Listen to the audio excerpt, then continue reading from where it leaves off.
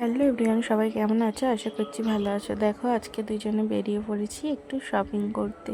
কাল আমাদের এখানে কালী পুজো আছে, তাই জন্যই দুজনে শপিং করতে বেরিয়ে পড়েছি। চলে এসেছি বাগড়াহাটের স্টাইল বাজারে। তো পুজোর সময় ওপেনিং হয়েছিল, আমি তখন প্রেগনেন্সি ছিলাম বলে আসা হয়নি। তো এই ফার্স্ট টাইম এলাম। এখানে খুব সুন্দর সুন্দর কোয়ালিটির জামা কাপড় আছে। আর দেখো, ছেলের ড্রেস কিনতে এসে মেয়েদের ড্রেস দেখতে শুরু করে দিয়েছি। এত সুন্দর লাগছে মেয়েদের ড্রেসগুলো, বলার মতো না, খুব সুন্দর। দেখো তোমরা কত সুন্দর সুন্দর। আর এদিকে ছেলের ড্রেস কিনবো, ছেলেরগুলো খুঁজে পাচ্ছিলাম না, ফার্স্ট টাইম গেছি তো একটু খুঁজে দেখছিলাম।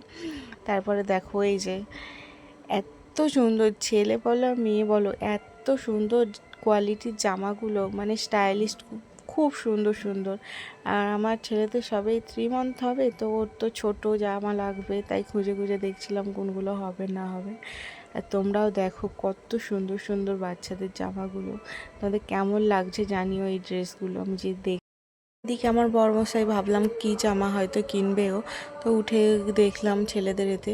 ও বাবা, উনি সোজা মোজার দিকে চলে গেছে।